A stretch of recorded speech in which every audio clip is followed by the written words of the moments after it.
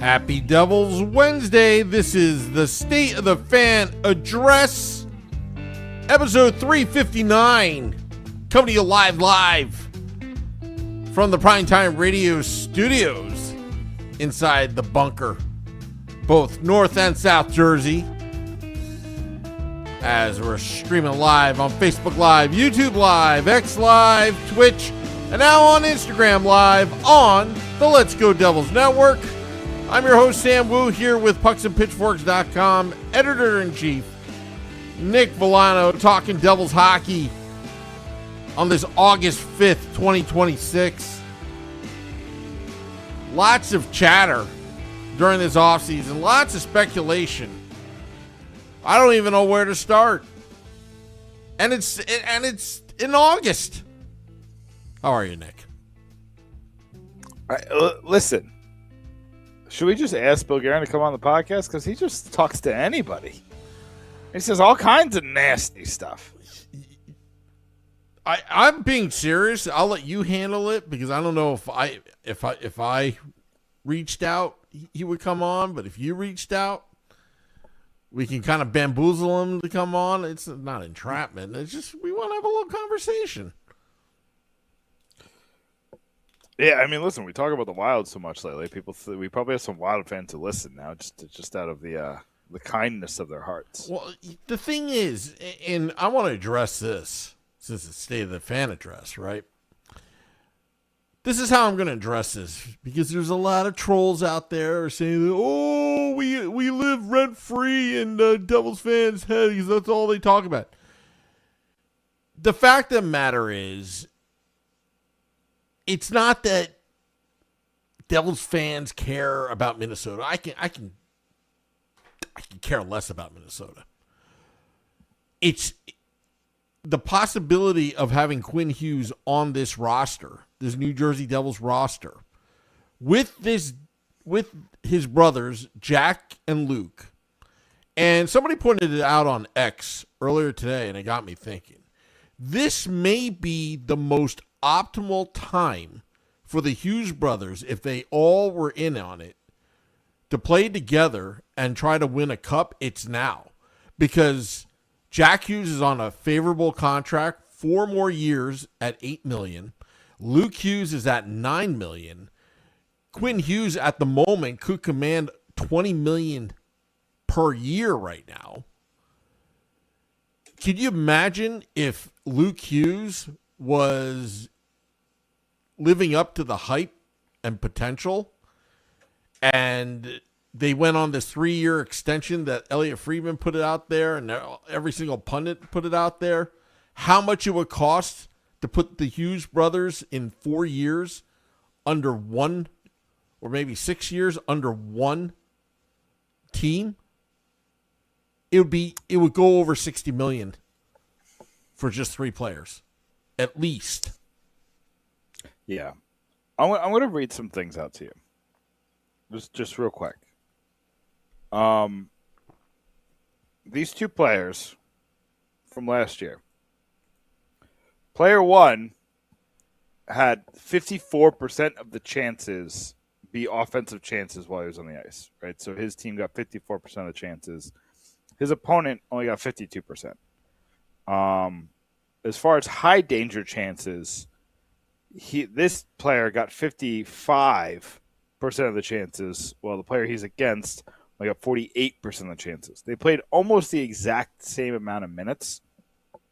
276 high danger chances for player one, only 215. This is all at even strength.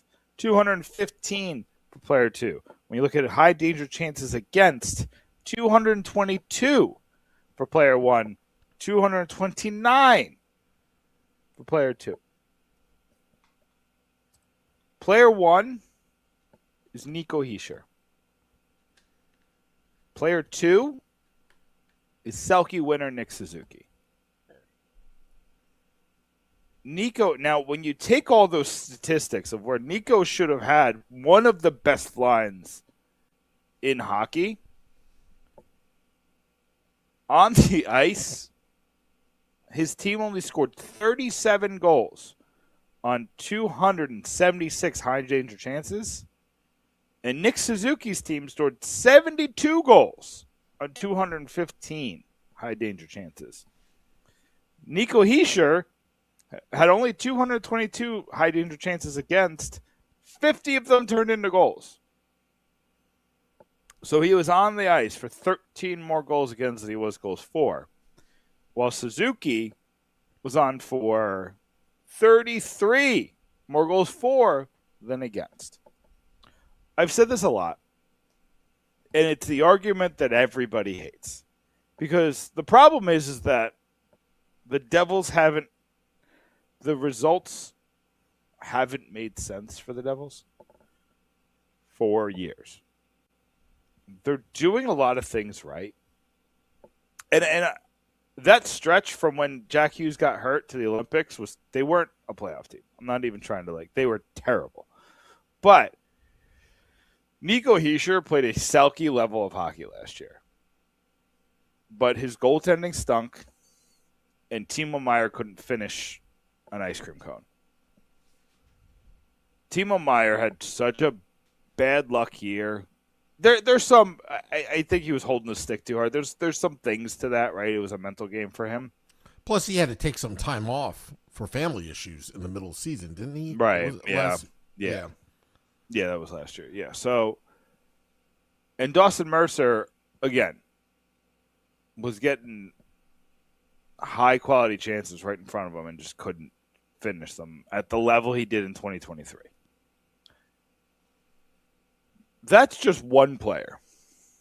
Brett Pesce, who's been described as the heart and soul of the defense, of every player in the league, every defenseman in the league that played at least 500 minutes last year, Brett Pesce was on the ice for the least amount of goals, 15. When you go back to his Carolina days, that's incredibly unlike him. And I know Carolina has a great system, but Brett Pesce is not Jonas Siegenthaler, right? He's not an offensive black hole. He should be a guy who's a typical two-way guy. He should be what you're good for what you're paying him. You talked about Luke Hughes. Luke Hughes had a terrible start to his year. When you take from the time he came back from the shoulder injury to the time that he ended his season, because it was clearly that the Devils' season was over, he was one of the best defensemen in hockey offensively. And call me an idiot, call me biased, call me a homer all you want. Look at the numbers. When you compare his numbers for a month and a half, he was phenomenal. Getting assists on the regular. I think he had a point per game in that stretch. That's how he ended, with half a point per game. He was nowhere close going to the Olympic break or going to the injury or whatever deadline you want to put. But I could go down the list. Jesper Bratt didn't have his best season. Still was, I think, 10th among wingers and assists. Jack Hughes got hurt, obviously. Jacob Markstrom was terrible, obviously. He's no longer there. You've really bolstered up the bottom six with Evan Rodriguez and Anthony Mantha either is in the bottom six, or he pushes one of Connor Brown or Arsenij Gricic into the bottom six full time. You're going to get a full season out of Lenny Haminaho. You expect more from Shane LaChance, right? Shane LaChance is a guy they were really excited about. They got Amadeus Lombardi, who's a guy they're really excited about. They got Colin White, who's a guy who was a point-per-game player in the AHL last year. I look at this Devils team, and honestly, like, the thing they need more than anything is Sage. Because, like, the luck over the past couple of years has been just terrible. This team is a good team. They've built a good team. And I look at the lineup, and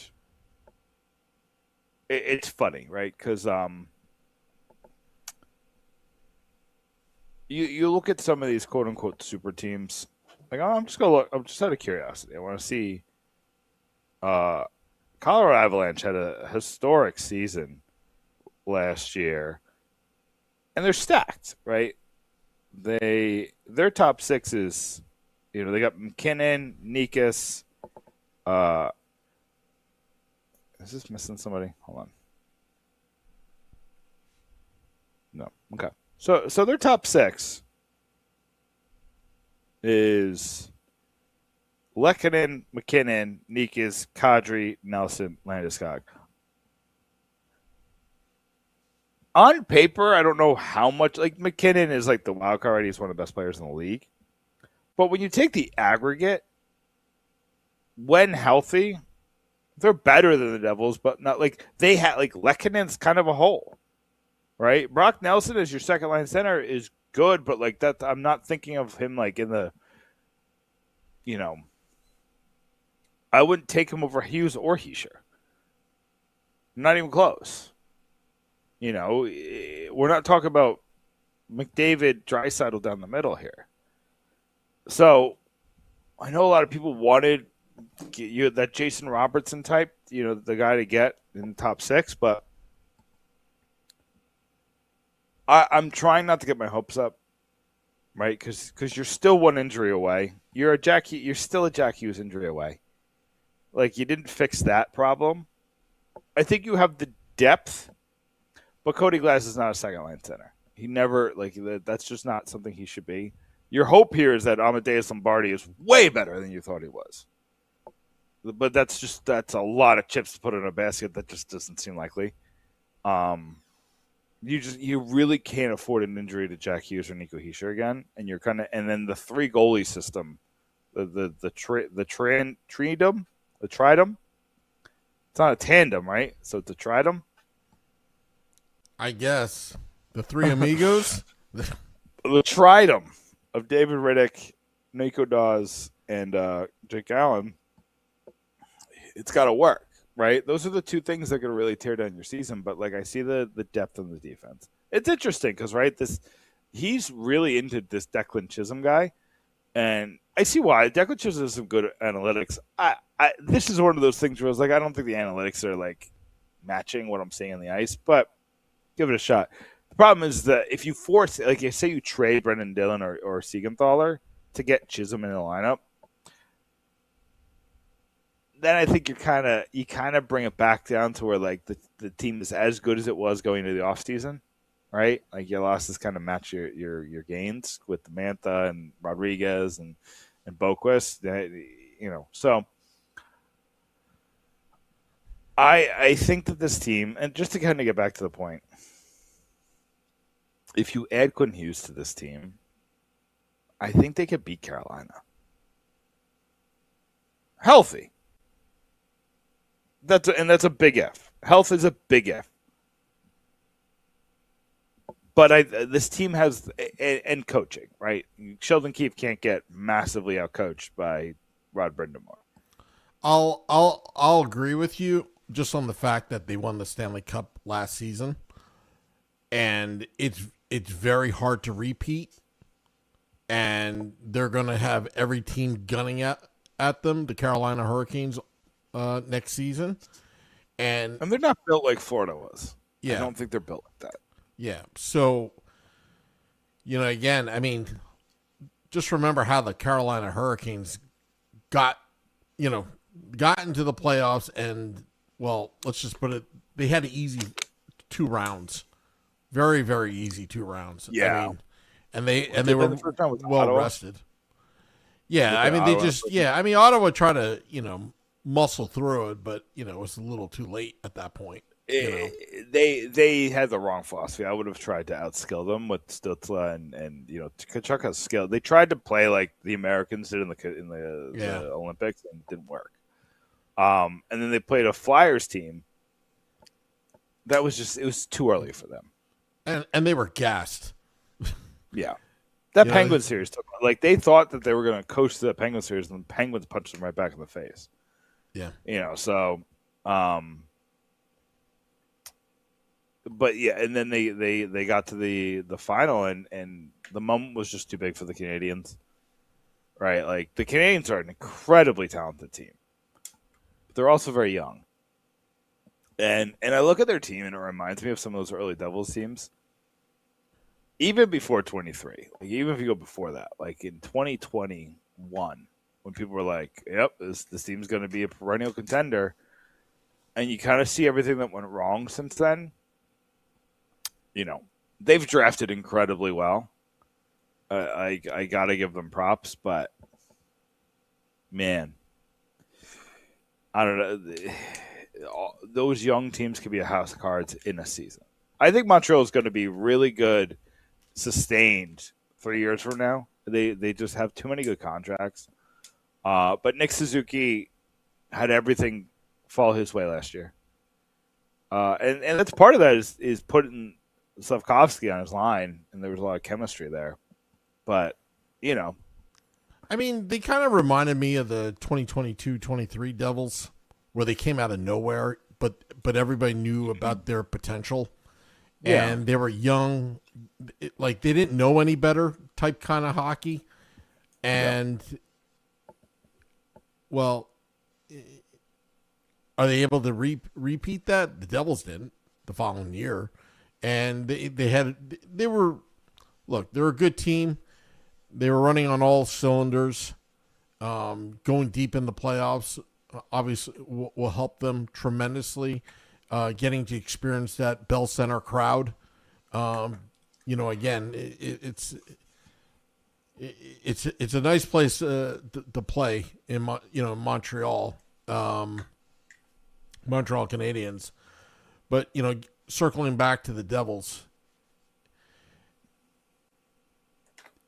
it all depends right now with what's going on with Quinn Hughes. Right now, the Devils without Quinn Hughes, I'm happy what Sonny has done with or without Quinn Hughes. I think this should be a playoff team. They have cap space, which is huge. We haven't gotten to a season with cap space in a long time. And a lot of people that have been talking smack about the Devils, let me tell you something.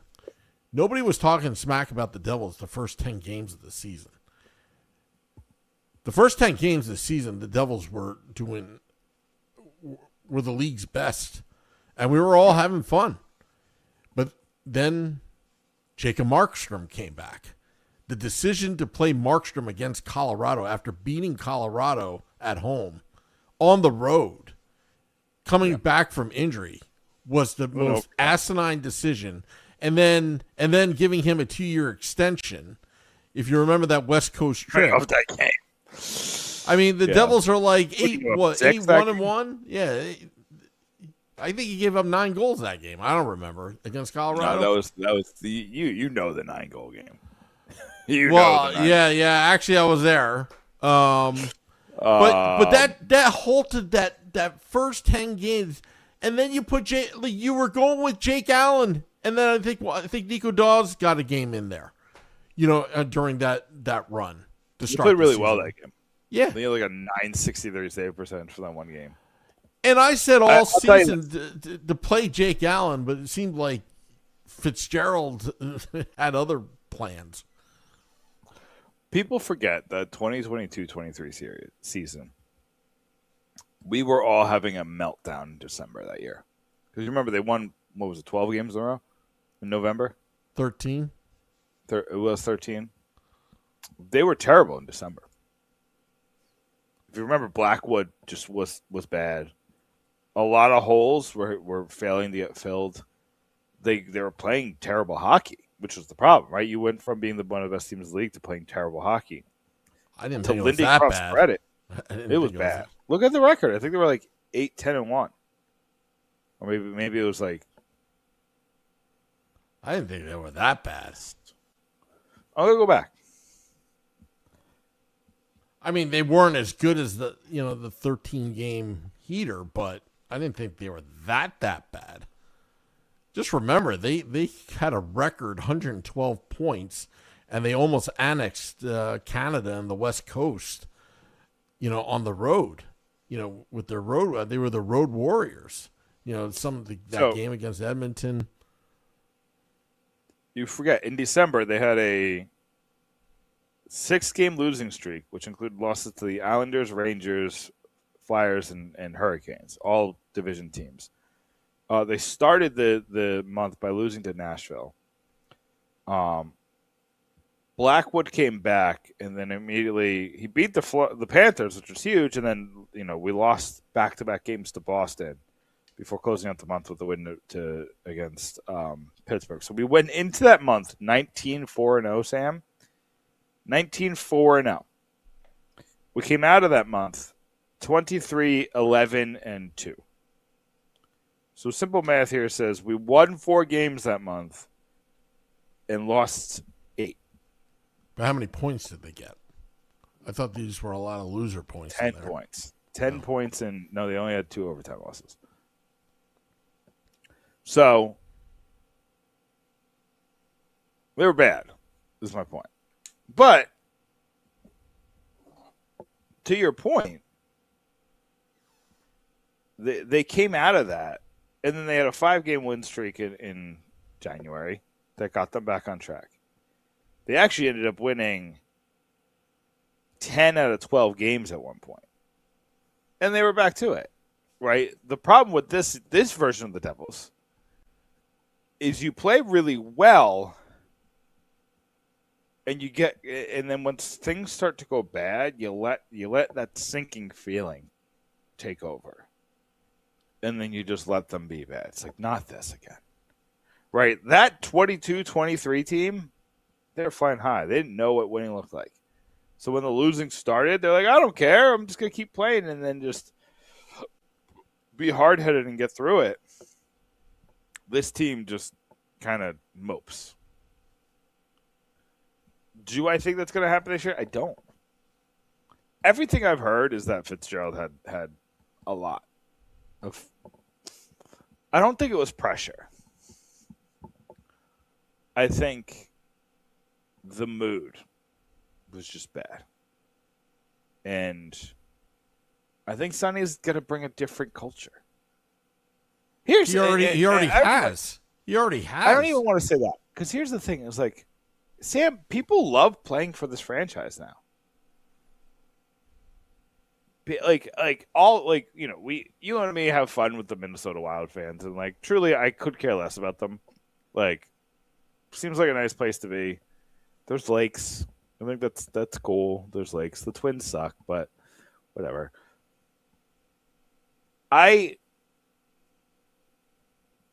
The guys come here and love it here.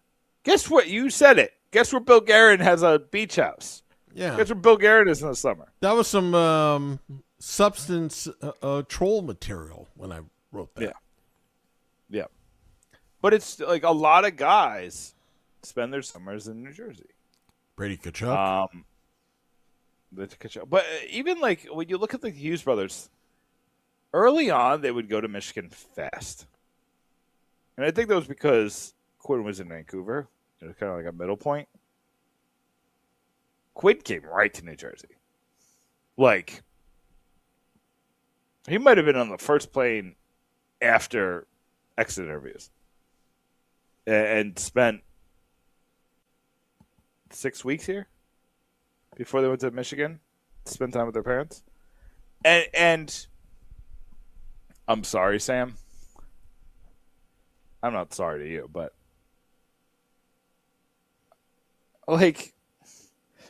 Jack Hughes is taking you into the suite for the World Cup final with Jessica Alba. Like Quinn Hughes, Minnesota Wild defenseman, isn't getting that without his and the other thing too, you don't get the World Cup in Minnesota. Like, come on. Like World Cup fans aren't going to Minnesota. They did get a Super Bowl, right? Didn't they get a Super Bowl once? Yeah, because they had to. They got SummerSlam. They saw Brock Lesnar retire. Yeah, what else? What else? I guess who wasn't there? Quinn Hughes. Yeah. But they hung out with Tate McRae on the Jersey Shore, and we talked about this. And since we had this conversation, I've talked to a lot of people about this. Talked to my mom, who's born and raised in New Jersey. I talked to my wife, who's not from New Jersey but has lived here for years now. Something about New Jersey just doesn't care about celebrities. Like, we let you live your life. Some might ask for a picture, but it's usually very respectful. Like, we're not going to ask you during dinner, right? Maybe if you're like at a bar and like hanging out, like we're also not going to like elbow people. Like, I always think about like the autograph signing, Sports Minded Unlimited, and how like respectful everybody is with like the athlete's time. Oh yeah, and like I've never been like the line moves because everybody's like ask one question, take your picture, and move on. And like I remember I went to like a WrestleCon in Florida, and like people were trying to have like full blown conversations with Ric Flair with like 80 people behind them. And like that might be wrestling fans too. Wrestling fans are a different breed, but I just feel like that celebrity cult. Like I remember I was at a bar with Vanilla Ice. And, like, people were so excited to get pictures of Vanilla Ice. And he wasn't in a good mood. Like, I've met Vanilla Ice a couple times. He's a nice guy. But he just didn't feel like being a celebrity this day, which is his right. So he's Robert Winkle? Yeah, whatever you want to call him. Yeah. And he's just, people were just obsessed that he was there. Tate McRae is, like, one of the biggest stars in the world right now. She's leading, what is it, Lollapalooza? Oh, yeah. I mean, she's the biggest pop star, She's like the big new one, right? She like when you get past like the Sabrina Carpenters and Taylor Swifts and Olivia Rodrigo's, like that next level of like up and comers, like she's there. And she was just at a bar. And I saw one picture put on the internet of like a fan take a picture with her. Yep. But it's just it's a culture. It's an experience. It's hard to explain, but it's the reason why these celebrities love living here. John Travolta never left. He was once the biggest star in the world, or one of the biggest actors in the world. Did we have this conversation last week? Like, Whitney, it's important. Like when Whitney Houston and Bobby Brown, they used to just shop at King's Supermarket and nobody would bother them. Or James Gandolfini, or some of these other celebrities, or even Jim Brewer. Sometimes you'd say hello, you would have a conversation or whatever. It's more of a like Main Street USA type thing, not pestering a celebrity. And then and they just come and go. I mean, I found out Joe. What's his last name? I forgot. The comedian. He's just down the street. It's like, oh, wow, and... Yeah, my brother used to live next to, like, down the street from Mickey Mantle. Like, Joe DiMaggio has hung out in New Jersey, like, in the twilight years of his life, and nobody really bothered him. Like, both North and South Jersey, are great for celebrities.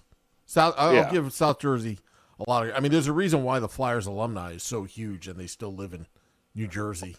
Or parts of right, all the Phillies, like I know where Bryce Harper lives, I know where Kyle Schwarber lives, like because it's just like out there, like people don't care, people don't bother them, like you know what I mean? Like I feel like in Minnesota, like people are gonna be ringing on your doorbell if you find out where like remember when they found out where Travis Kelce lived after they found out he was dating Taylor Swift, they needed to put up a fence. Yeah, it's like people found out where he lived, like like that just like. I don't think anybody would care. Do you think if Taylor Swift lived in New Jersey, do you think we would act like that? I think we would. Act like what? Like normal, like there's Taylor Swift. I don't think because she lives in New York, and then Yeah. people don't care. Like, I might be like, yo, Taylor Swift, and like go on about my day.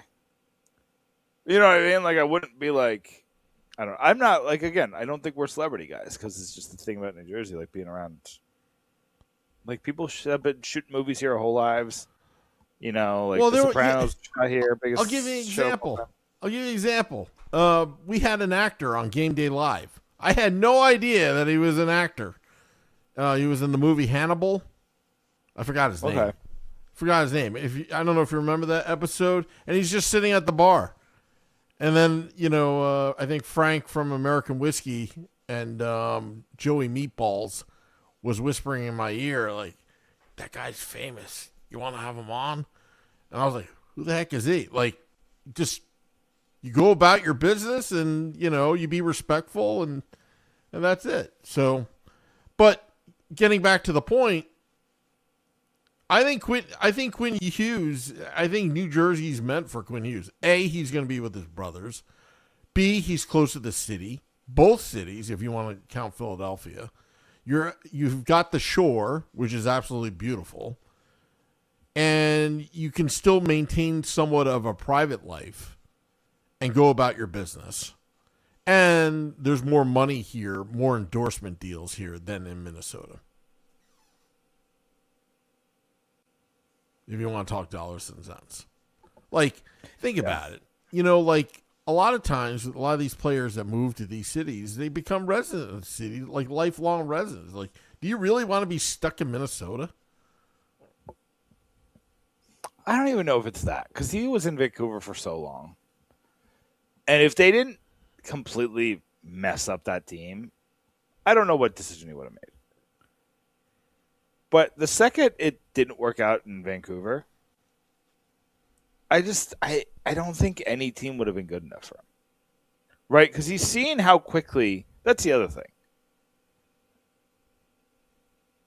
I think this offseason must have reminded him of how quickly it can change. Like, we have what some people thought was a contender here. We have two goalies. We're going to grow into great goalies. I'm leading a very good defensive core. I got to play with Kirill Kaprizov and Matthew Boldy, and they let the entire depth scoring leave. Like, all of it. And maybe they could re-sign Tarasenko, but okay. You know what I mean? Like, sure, cool, whatever. He's on the free agency market. Yeah, and he scored 21, 23 goals, something like that last year. So, like, sure. But I just don't, like, I look at their whole team. And, like, why did they get stomped last year against the Colorado Avalanche, who were walking in with a limp, to say the least? And with two of our ex-goalies. Right. They got stomped by Colorado because Joel Eriksson Ek got hurt. That put Ryan Hartman as your 1C. And that was a result of the Quinn Hughes trade, right? Because they had to trade Marco Rossi. And that was your center depth. And you got to give to get. But I forgot the other first round pick that was. But like, yeah, you really damaged your team there. And not resigning Quinn Hughes is they're so far behind the eight ball now. It's up to their goalies to make the playoffs at this point. And they have good goalies. So, like, they're in a good spot. I think they're going to make the playoffs. But I don't think they're going to. I think they're going to be 15 points behind second place in that division.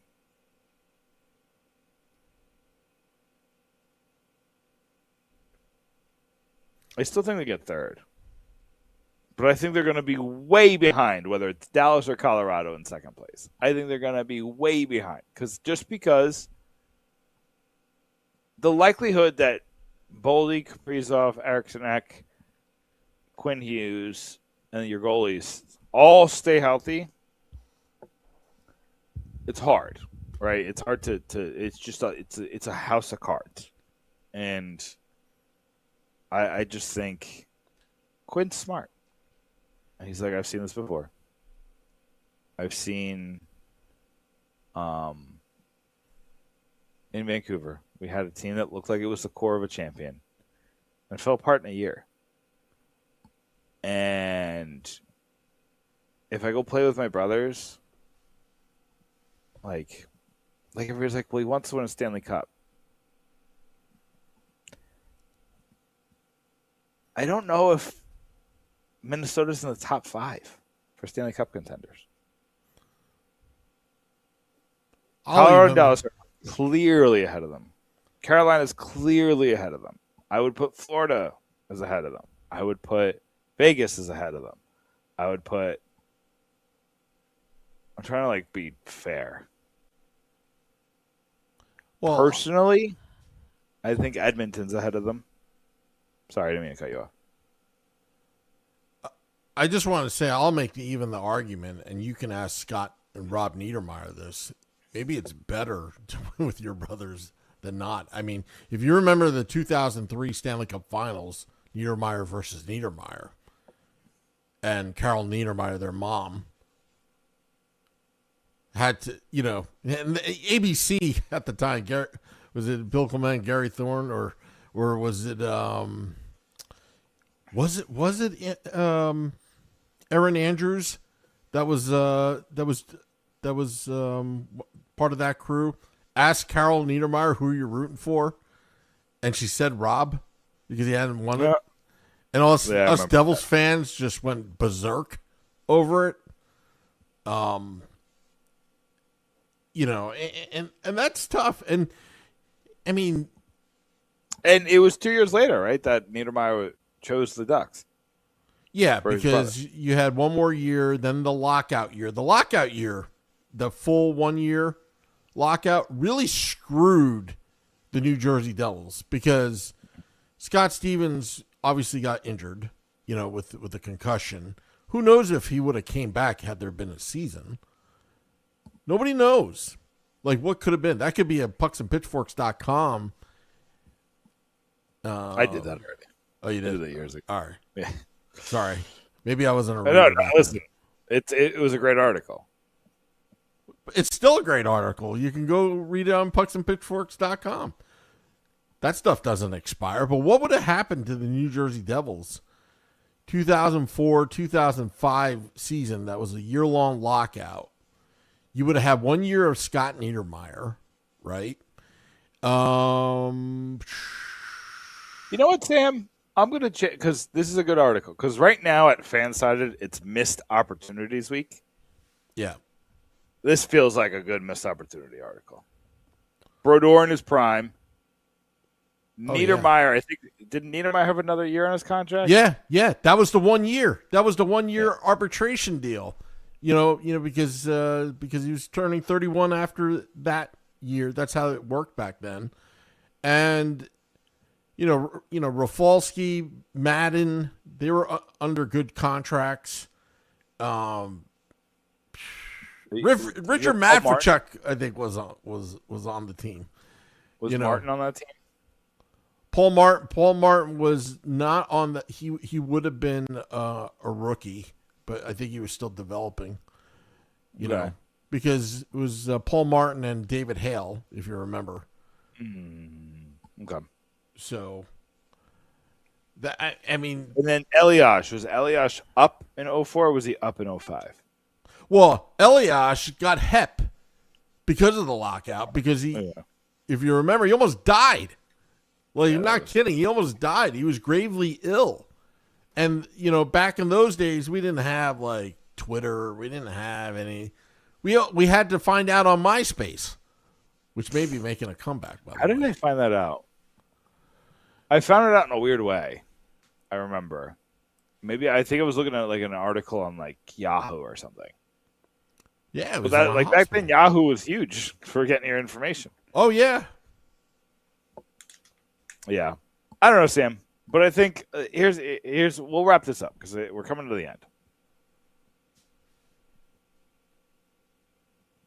I'm starting to see a little bit more of a worry between some of the more rational people and Jeff Merrick. We didn't even say this. Jeff Merrick had friend of the podcast, Keith Kavanaugh. We had Keith Kavanaugh on 2 weeks ago. He's been on some great podcasts since. But he's on Jeff Merrick's podcast earlier this week. Jeff Merrick says, not so sure if it's a sure thing anymore. That matters. I don't think Jeff Merrick is the same as Elliott, where like if he put something out there, it means something. But Elliott put out 3x18, and I don't think it means anything. I think here's what I think happened. I think Bill at the end of the season went to Quinn and said, "How's 18 million sound?" He was probably like, "Whatever, man. Sounds good, boss. Talk to my agent." And Bill, blabbermouth Bill, said, "Man, it looks like 18. I could get 18 done. You know, I want 5, but he wants 3." And Elliott was like, "I'll probably going to be 3." Then I think his agent was like, "Well, Kel McCarr hasn't signed yet. So I'm not going to sign until Kel McCarr signs. Then we can do 3x18. Then Leo Carlson signed for 18. Well, if you're giving Leo Carlson 18 and you're not even getting a max contract out of him. And then Macklin Celebrity signs for 18.6? Something like that. More than 18. Well, I'm sorry, Bill. Your number is now 20. I think Bill is like, "I'm going to pay you 20. And I think that's why the sentiment has changed. I think that's why the language around this contract has changed.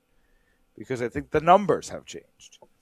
And I think as much as Bill wants Quinn Hughes on this team, as much as Bill has given up, he understands that he will get a similar, a little worse, but a similar package back. Even if you trade Quinn Hughes as a rental to, say, Florida, Philadelphia, Philly, maybe. I'm trying to think of a team that's like trying to get over the top. Vegas, maybe Anaheim thinks it's right there. Maybe San Jose thinks it's right there. You can get a really good package out of those teams, barring what they have, even as a rental, just to go for it for 1 year. And then they'll try their hardest to re-sign him, but even if he's going to the Devils or whatever the case may be, maybe he's going to Florida and they're going to force the way that whatever the case is,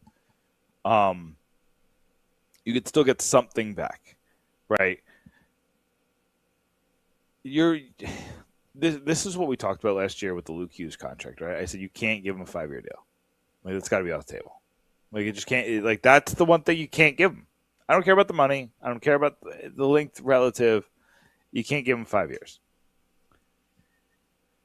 And if he's matching him up with Jack Hughes, like, you're basically walking him to free agency. Right? They're going to, like, if they sign him to 3 years, I will be worried. Not that he's going to Minnesota, but that they're going to go to Detroit or Florida. Right? They're just going to walk to Florida. I cannot see any of those scenarios happening. And I'm the oddball, because I'll admit that, because I was the only one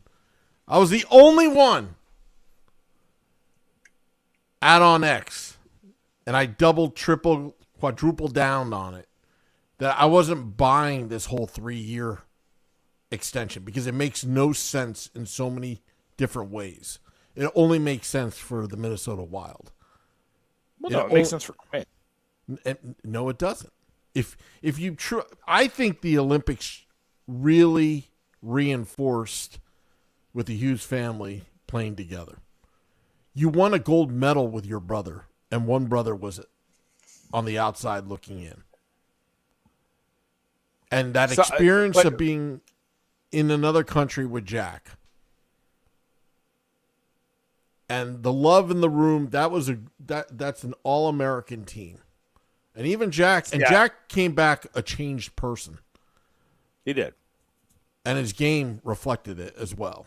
He did. I got to tell you, here's where I disagree.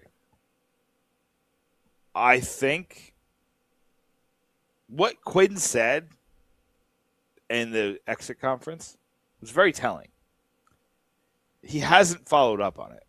He said he was going to spend some weeks in the summer in Minnesota, and he hasn't done it. He said he was going to get to know this area. He hasn't done it. He said that he's open to a contract extension, and we're further away from it than when he said those comments in June or May. Correct. I think it was May.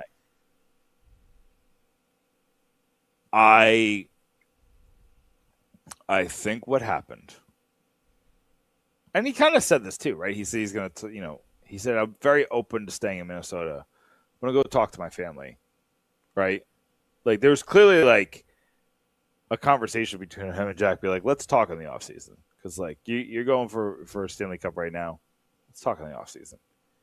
And because you got to remember, like, Quinn's is kind of the reserved one of the three brothers. Like, Jack's by far the boisterous one, but Luke isn't reserved.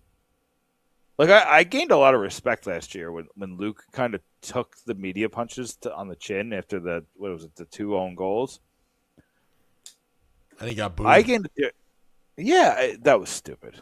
That was bad, I thought it was. I didn't boo. I was at that game. I didn't boo. I didn't like it. I'm perfectly fine with booing a player when the play is done, or booing the team as they go in the locker room. Show your dissatisfaction. Booing a player who is actively trying to score a goal is insane. That was dumb. But, Well, we've had that conversation about the $9 million lady in, I forgot what section downstairs. Whatever. Again, and also, like, the Devils aren't at the salary cap. So, like, his $9 million doesn't matter. Doesn't. It wasn't Luke Hughes' $9 million that stopped them from bringing Quinn. In fact, Luke Hughes' $9 million is the only reason why they could have gotten Quinn. Right, getting that contract done is the reason why it was on the table for Tom Fitzgerald. Tom Fitzgerald dropped the ball, and I think it's the reason why he doesn't have a job right now. And maybe he gets the Detroit job. I don't think he is, though. Excuse me. Maybe that's why it took so long for that Luke Hughes contract to be signed, because maybe the family was waiting on Tom Fitzgerald to pull the trigger on Quinn Hughes, because for a year, nearly a year, Jim Rutherford was sending smoke signals from Vancouver to New Jersey. Make the trade. It's on a silver platter. And then Tom's not responding. To make Quinn Hughes the guy that last year. They hired Adam Foote, who Quinn Hughes loves. They were signed, Besser, who's a friend of his. I think they were signed Demko, who's a friend of his. I think that Vancouver really wanted to make it work, but I just think it was never on the table. Until December. Yeah, but that January in the previous season, I mean, those press conferences, Jim Rutherford just shooting his mouth off. Yeah. And I blame Tom Fitzgerald. And again, that's just those are my thing. I was just thinking out loud that that Luke Hughes maybe the family was hesitant with Tom Fitzgerald, and obviously Quinn showed his displeasure when he did get traded in Minnesota. About a GM that has balls. Well, right now the Devils has a GM that has balls right now. He did an offer sheet. Guy's got balls. He was the first one out of the gate this offseason. I'll tell you this, Sam, and then we can kind of wrap it up and do plugs. I think Devils have the pieces to get it done. I think the problem is that they won't give up a center unless like Cody Glass tickles your fancy. Like, you're not gonna let Cody Glass hold you up in a Quinn Hughes deal. But I've been saying this, I just don't think Bill Guerin would deal with the Devils. I think he would have if Tom Fitzgerald was the GM, because Tom Fitzgerald is his friend. But then again, Tom Fitzgerald has really bad friends in the NHL. Barry Trotz was his friend, and Barry Trotz used him like I've never seen. So anyway, I don't think Quinn Hughes is going to be on the Devils this year. I don't. I'll be on the record saying I don't think it's going to happen this year. I don't think it's going to happen this year as well. I think Quinn Hughes is walking to free agency because it's a win-win-win-win for everybody, because it gives the Devils to get their stuff together after what happened last season, right? And also with that, the Devils don't have to give up any assets. It makes the farm system even deeper, which would help. Right. You don't have to give up Mercer. You don't have to give up Silyev. Draft picks that Sonny Maeda has acquired, the Shimon Nemitz trade. Right. You can use those for other moves, right? Correct. All right. Well, I'm ready for plugs. All right, go ahead. Okay. So pucksandpitchworks.com. 2 articles are going up tonight from me. I also think we have a Quinn Hughes article coming up from JP Cambatis. JP Cambatis is also going to have some podcast appearances that are going to be really exciting. So look for for his Twitter feed or for my Twitter feed. But I'm gonna write the one, Nico Hischier versus Nick Suzuki. Who was really the better player last year? I think it was Nico Hischier. And then I'm gonna write the story about the missed opportunity that was the 2004-05 lockout. So it's going up at Pitchforks tonight. Yeah. What else? We'll stick it there. All right. I want to plug my X account at Primetime Samwoo. Follow me, subscribe, do whatever. But I just want to answer one question because we put it out there. I was doing a copycat of Mike Russo, always putting out, you have any questions or comments? I'll be at this place. Was it Elsie's? I don't know. But Andrew Alessi asked, if the Wild start openly shopping Quinn, would other teams be hesitant not giving up a lot for him, considering they would know at that point the only reason he doesn't want to sign would be to be with his brothers? There wouldn't really be another reason he doesn't sign. I've said all along that's, and I was laughed at by Mike Russo when I said Sonny Maeda has all the leverage here. He certainly does. And it's amazing how 2 months later, I don't think Mike Russo is laughing right now, unless he's out of his mind. But to answer your question, we just talked about it. A team that's looking for Quinn Hughes as a rental would give up some assets to make it happen. If I were Bill Guerin, I would trade Quinn to New Jersey to fulfill his wishes. If I was Bill Guerin, because the Devils do have assets that can go back. But Sonny doesn't have to do a thing. That's the thing. So, what your thoughts, Nick, on that? Say that one more time. I cut out for a sec. If the Wild start openly shopping Quinn, what other? Oh yeah. No, sorry. Yeah. Okay. Well, I addressed this, right? It's just a 1-year plan. Yeah, the teams at the top. And the problem is 2 of the teams at the top. I don't think he's trading them to Colorado or Dallas. He might. I don't think he would.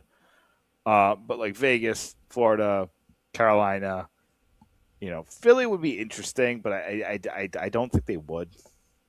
I don't think Minnesota can keep him as a rental because he would be a distraction to the team all season long. The fans, and that Central is just too good, right? You'd have to, you need 3 pieces. really, if you're Minnesota. Yeah, they don't have two centers. If you got like a top 5 center, like getting Dylan Larkin doesn't put you in you're still the third best team in that division, in my opinion. Mm-hmm. Right? Like, am I crazy for saying that? No. Because you think about it, Colorado has the one guy that's better than your guy. Dallas is Miro Heiskanen, who's top 10 defenseman easy. So. Plus, they got Ratinen as well. Right, like Dallas, they're both stacked. So, I don't know, man. I definitely, I wouldn't want to be in Minnesota's position right now. That's just me. I know. And you heard it here first. On the State of the Fan address, let's go to those podcasts as the summer continues. Go to pucksandpitchforks.com. Reading up right now why Dawson Mercer remains the Devils' top trade chip. Good article. Front page, pucksandpitchforks.com. Right now. Yeah. So, all right, we're ending the podcast and also dropping the podcast on Google Podcasts, Apple Podcasts, Spotify, Amazon Music, Prime, Audible, and on the iHeart app, wherever you get your podcast. Thank you to all those tuning in. Thank you for the question, Andrew Alessi on X. And we're getting out of here. Got to get back to more having fun with these Wild fans. Anyway, till next time, let's go Devils.